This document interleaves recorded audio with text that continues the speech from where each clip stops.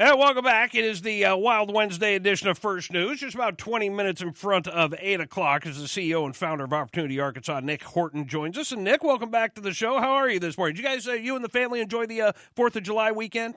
We did. We shot fireworks and cooked out and just had a good old redneck American time. So it was That's great. a beautiful thing. Glad to be back at it, but yes. It was good. Yes, no, a busy time right now. And so I wanted to talk today about the amendments that did and did not make the November ballot after the signature gathering window closed last Friday. The education reform ballot was a did not on making it to the ballot. So was it clear to you why they couldn't get the signatures needed to get on the November ballot? You know, I've been giving that a lot of thought, and they've come out with kind of their own rationale or really excuses, frankly, to say, well, you know, we weren't well funded, and well, Tim Griffin, Attorney General, ran out the clock because he rejected our ballot title the first few times, and that ate into our time. But you know, I've been looking into this and looking at the amount of time that they had compared to the amount of time that other amendments and other initiatives had. They actually had more time than some of the other initiatives. In fact, when you compare their signature collection period as compared to the casino amendment, they had nearly 3 more weeks. And you look at the signature counts, they collected less than half as many signatures than the casino petitioners. And in fact, you know, you remember, Toby, last summer, this same group of rabble-rousers was out doing a referendum trying to repeal the LEARNS Act entirely. Right. They got 98% of the signatures they needed. This most recent effort only got 77%. So they got more signatures total overall as a raw number, but they actually got shorter and lost ground in terms of the threshold that they needed to get to. So there's a lot of possible explanations for this, and they're going to continue, I think, to spin and say why they fell short. Oh, billionaire money and the most dishonest campaign that we've ever seen from the other side and all of these things. But at the end of the day, this is the second time they've tried and they failed. And at some point, we have to all accept reality and acknowledge that Arkansans don't want what they're selling. Arkansans support education freedom. And they had dozens, if not scores, of signing events where they had all of the petitions. They had the FOIA petition and the abortion petition and the casino petition. And all of those initiatives got more signatures than they did, except for maybe the FOIA one.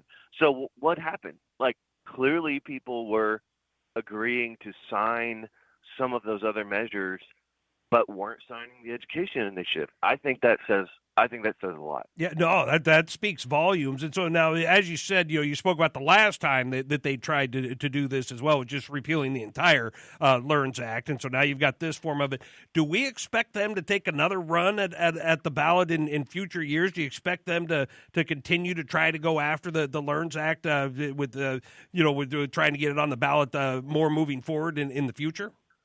Unfortunately, they've already indicated that that's their plan. You know, I hope that they will take some time to really consider that and realize.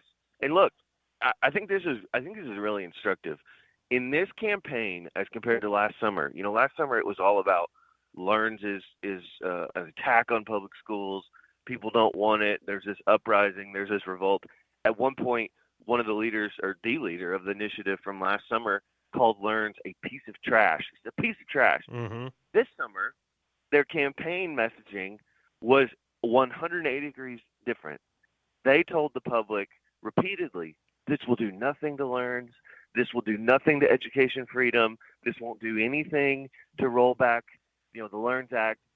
Of course, none of that was true. Right. But I think the fact that they shifted so abruptly and 180-degree turn on what they were telling the voters, that right there is a pretty clear admission that they know they have a problem, and they know they have to at least sound pro-LEARNS and pro-education freedom in order to get support. They know that's what voters want to hear. So I hope they'll take some time to consider and digest all of that and realize they're just going to continue to beat their heads up against the wall on this issue. But unfortunately, when you look at the groups that are really driving this, and the Arkansas Teachers Union and others, they don't have anything else to do. They know they can't get their bad ideas passed through the state legislature or through the governor's office. So this is really all they have, and so I think we'll continue to see these far left proposals, thrown up as Hail Marys, as they said, Mm-hmm. And we'll just have to deal with them as they come. Nick, I've seen online this comment made, and I don't know if it's negative or positive, but you're saying that the ballot amendments that had paid people to collect signatures did a lot better, or even made the ballot. I'm not sure how that breaks down, versus the amendments that had unpaid signature collectors. Is there any truth to that the paid signature collectors got their amendments onto the ballot and that the unpaid did not? Is there any truth to that statement? Yeah, there does seem to be a real correlation there, that when you look at the casino amendment, the marijuana amendment, even the abortion amendment, they had paid canvassers, at least towards the end, I know, in their final push.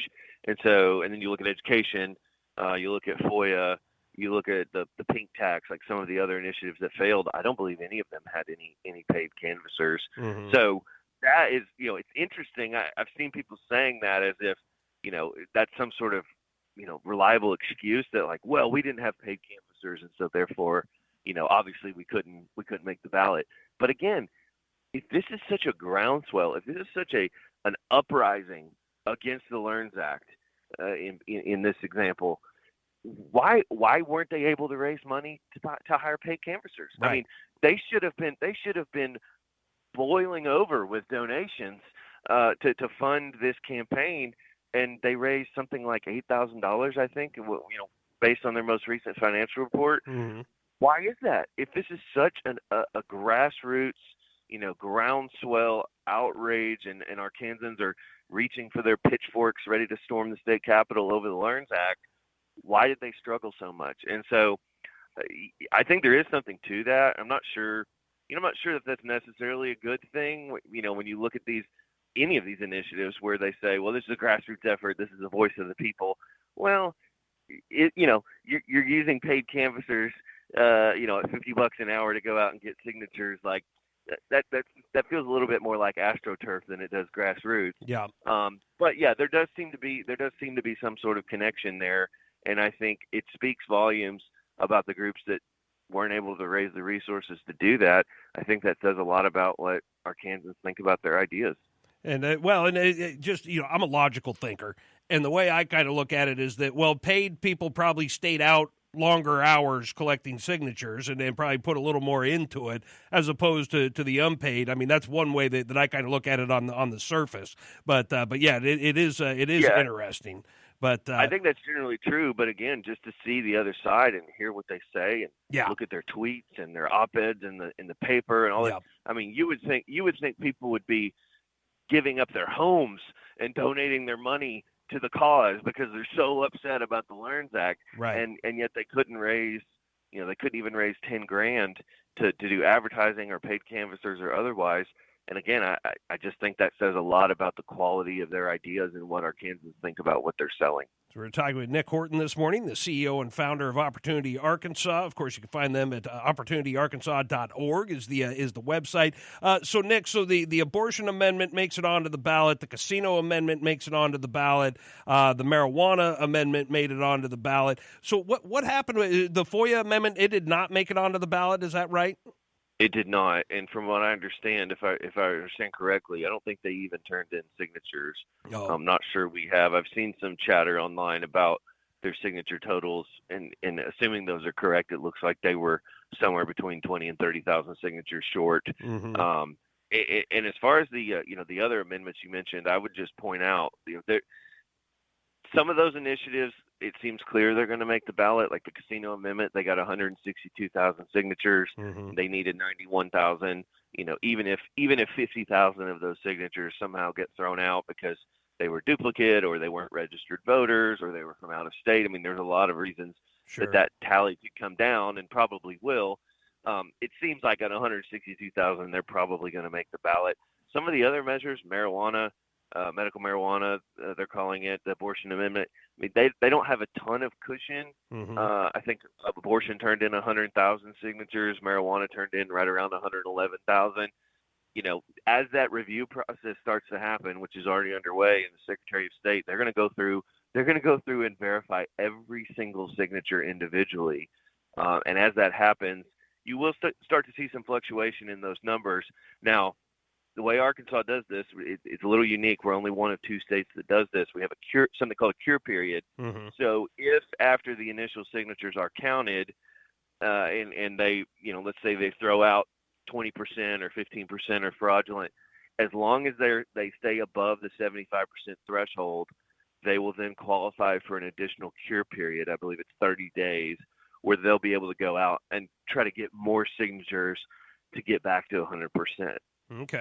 But there's a long process that's going to unfold here over the next several weeks. And we'll see. None of those measures, just for clarity's sake, have officially been certified for the ballot yet. And there's some counting and some certification that's got to happen. Okay. So we'll, and you think it's a few weeks before we get that information, or how long do you think? Yeah, the Secretary of State's office has a set period of time. I believe it's 30 days. Okay. That they have to complete that. So they've hired a ton of extra staff and set up extra offices and all this so they can process the signatures in a timely fashion. But given the volume, 162 plus 111,000 plus 100,000, I mean, you're getting close to 500,000 signatures at minimum that's got to be processed. So it's going to take a little bit of time. Well, these people that were getting paid to collect signatures, they could just rotate over to the verification of signatures and keep making money doing this. This is quite a business I'm seeing. Well, and there is some question. You mentioned the incentives of paid canvassers to stay out and get more signatures or stay out longer. There's some interesting incentives that they have to potentially get, hopefully not intentionally, that'd be a violation of state law certainly, right, but to go out and get as many signatures as they can from maybe people who've already signed, from maybe people who live out of state, from maybe people who aren't registered voters.